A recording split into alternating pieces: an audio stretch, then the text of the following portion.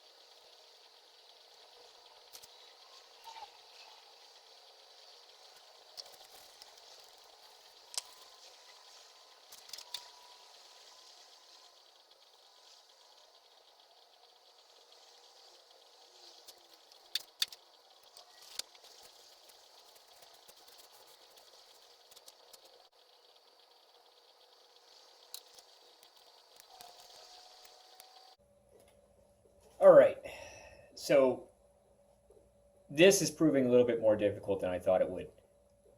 I'm not exactly certain how to get this lead screw out of here, and it has to come out in order to get this part off, which is part of the power feed system. And, well, the power feed spline shaft in here will probably also have to come off to get this off as well, which means that back part of the power feed system probably also has to come off, which is why I was working on both of these.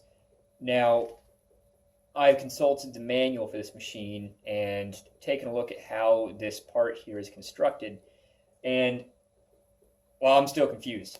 I actually don't know exactly how this is supposed to come apart here. What I've found is it appears that this lead screw is supposed to come out the front, which makes sense. It doesn't have room to go out the back.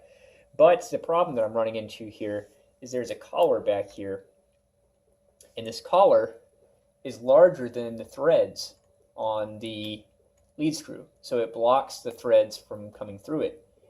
And so this collar, when you back the lead screw out, will prevent the lead screw from backing out of this hole because, well, the collar is larger than the threads. And so what I'm trying to figure out right now is just basically how to pull this out through here. I think that what I'm going to have to do is there's some combination of things here that will come off, and that'll allow me to pull the collar out, and then I'll be able to unscrew the lead screw. Originally I was thinking that this face here came off, but I've gotten a pick in here and kind of scratched this edge to see if there's a line between these two parts, see if they are two different parts or if there's a single part. And from what I can tell, just looking at it here, these are a single casting. It's a single part. And so this is not going to come off because it's integrated here. It's in the knee casting. So I'm going to keep kicking at this a little bit and see if I can get this out of here. But we might have a slight change of plans. I really want to get to use this machine, and this part of the system, the Y travel here, seems to work quite well. Like, it's not really got that many issues. So we may end up just cleaning what we can and making sure everything's lubricated, and then putting it back together and starting to use it. And then once we're actually using it, we can learn a little bit more about what it actually might need done to it to bring it more up to snuff. And a couple of other things that we might add as extras as well. With that, let's get to work. So what do you know? Looks like I was wrong. It looks like this is a different piece that can come off. I'll spare you the gory details of the video where I took a look at this and just kept looking and picking away and trying to figure out how in the world this thing might come apart. I don't know if this will actually free up what we need to free up, but at the very least, it's another part that I can take off. So I'm going to go ahead and try and do that and move from there.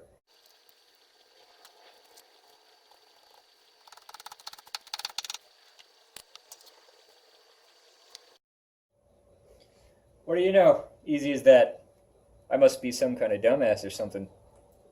Well, I think we can get this out now. So let's go ahead and see here. It's got a ball bearing coming out of here. I don't like the way that these are. They seem like they're just ready to drop all their balls everywhere at any given moment. We'll clean that up.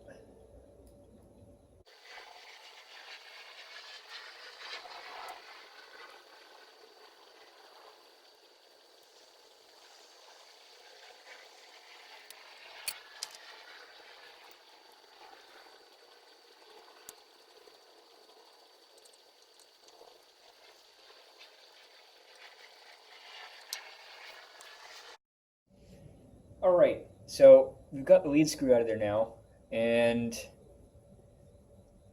I think we're going to see if we can take this off without having to take that spline shaft out. I don't think we're going to succeed in this. I'm pretty sure we're going to have to take that off, but we'll see. if we do have to take it off, we have to go back to the back, and there's a whole setup back there to get that spline shaft off. It's not going to be fun, but see if we can get this off without it.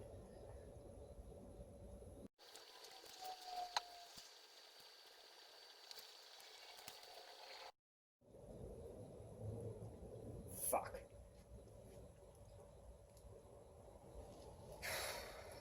Okay. What does the Google machine say?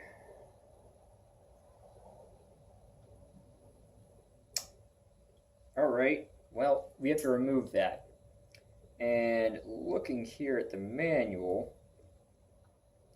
that is not a fun process, it would appear. So, yeah. Jeez, this is definitely not going to be fun. So, let's see if we can show this here. So we'll see here that that is the back, and that is what's attached to this whole mechanism here. Now, we've seen that nut there, and this part right here that has the screws in it, there's no way to actually do anything. Like you can't get those screws off. They're backed up against the casting there. So I'm really, I don't know. Getting this rod out of there, it seems, is well, not easy nor fun. I'm gonna take another close look at this manual and see if I can figure out what is required for actually taking this off. Hopefully not all of this.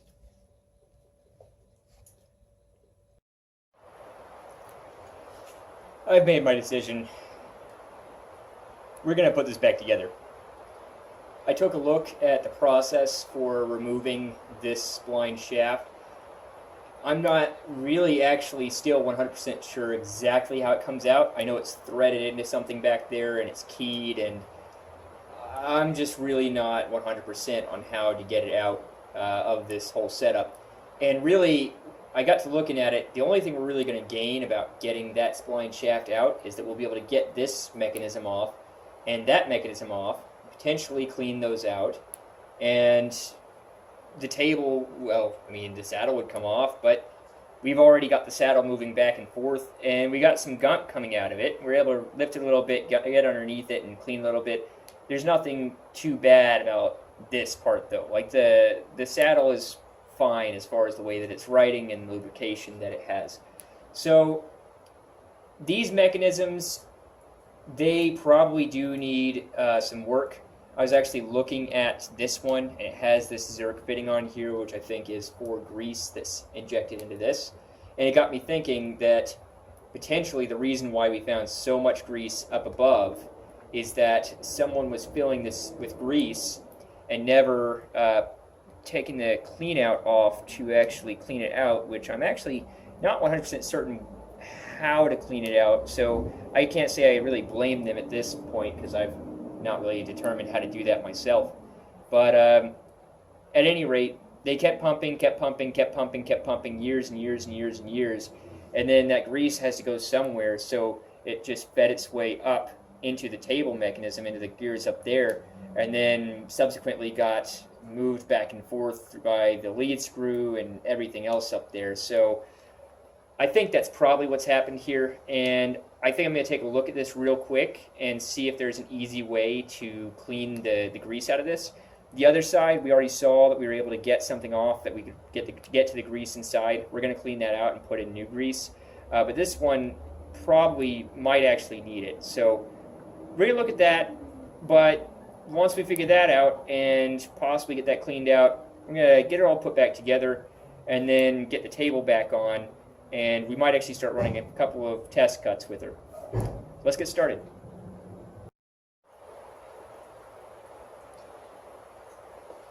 Alright, so here's what we're going to do.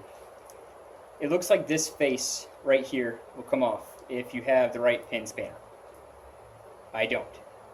So, we're going to put it back together. This face is still easily accessible once it's put back together. So we can come back to here, pull this off, and see about cleaning out what grease we can get to when the time comes that I have the right pin spanner, which will probably be never. So what we're going to do is just kind of go in reverse, put this, like tighten this back down, tighten the back down, and get all this sorted, and then start working our way back up towards the table. And while I'm doing that, I am going to clean a couple of things out and put new grease on the back there. We're not going to put any grease inside this because I think we're just going to shove more up. So until we can clean this out, then I'm going to leave it because we know there's definitely grease in there of some sort. Now, the other parts here that I'm a little bit iffy on that I want to look at is like right here. We've got a little bit of it looks like corrosion on a couple of pieces, including this one. So we're just going to clean these out and get them all back nice, looking good, before we get this all back together. Another thing I'm going to do is that brass nut that you saw me take off earlier, that was a huge bear. I'm going to take that and leave it off because we actually need to put a hand wheel on before we put that brass nut on. That's actually why it was so hard to take off, is that generally the way you get those off, well, first of all, they're not normally rounded off as bad as that one is. But second off, you have a hand wheel on here that you can get leverage on so you can actually twist that nut without twisting the rod. So until we have a hand wheel on here, that's not going to go back on, which will be fine. And also, the oil system, I don't think I mentioned this, or maybe didn't even get film of it, but the oil pump I've removed, it works. The fill port that it pumps into is right here. And so I'm probably going to get an air compressor. I've not had the foresight to invest in one of those yet, but I'll get an air compressor or something and blow this out to try and free the lines, because I think it's slightly flowing, but it's not flowing enough. I don't know if that's actually going to fix it or if it's going to help. If it doesn't fix it, then we're going to oil everything really well, put it back together, and we'll use it until we can figure out replacing this whole thing. I've found a little bit of information about getting the copper piping, but what I've not found is the fittings that actually go into this. I think they're just normal ferrules, and so it's not going to be it shouldn't be a huge problem, but there's a couple other things there, like that distribution block. Sometimes people put new ones in there rather than using the original one, so I'll have to look into that. There's just a lot of research to be done on it, and it's something that isn't going to happen very quickly. So we're going to just get it all really oiled and put it back together if blowing this out doesn't work. So either way, we'll be getting to using this here soon. Well, let's get back to work.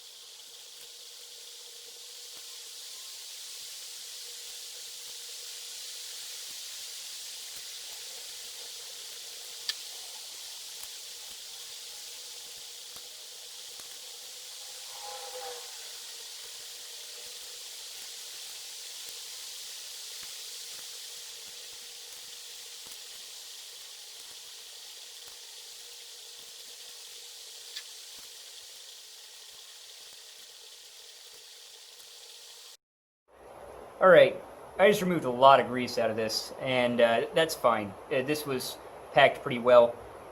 Didn't look like it had really been cleaned out in a little while. The grease didn't look that bad. So we're going to go ahead and fill it with more grease. And what I'm going to do is leave this cap off so we can see how much grease we're putting into it.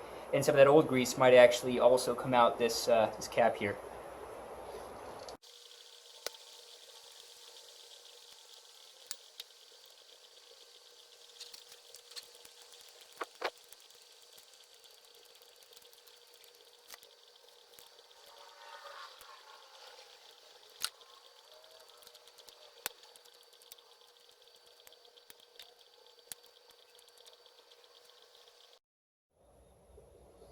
Alright, now that I've seen new grease come out of here, I'm going to go ahead and put this cap back on, and then we'll fill the rest of it with grease.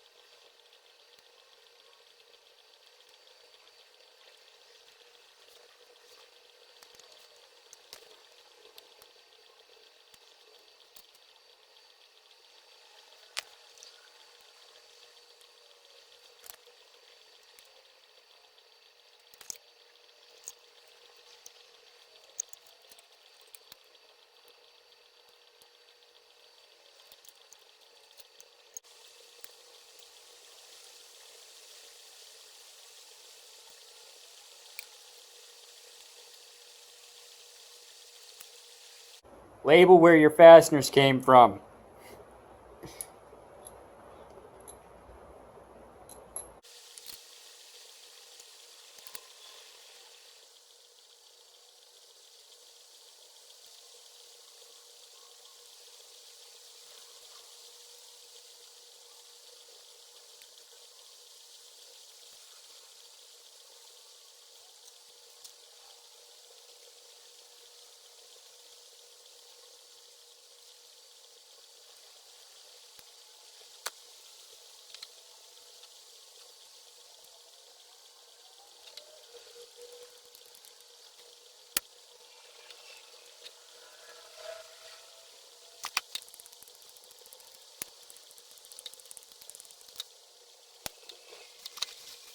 I'm filling this with grease. By filling, I mean putting enough grease in it. We're not actually going to fill the thing full. It doesn't need the thing full. It'll just create excess resistance on the mechanics in there because of grease being a hydraulic and creating pressure on it. So what we're going to do here is just get this off, and then we're probably going to leave the table off for now. I think we've got a couple of things that I want to look at first, like possibly blowing out the oil channels. So for the moment, we'll just leave it here. We've learned a little bit more about the saddle. Got a couple of little things cleaned out here, but it is what it is. Live and learn.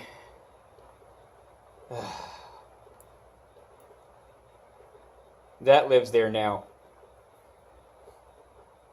Back on and moving like butter.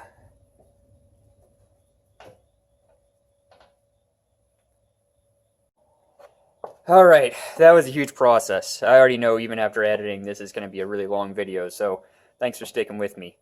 But I'm happy with the result. It's back together. As you saw, the table's back on.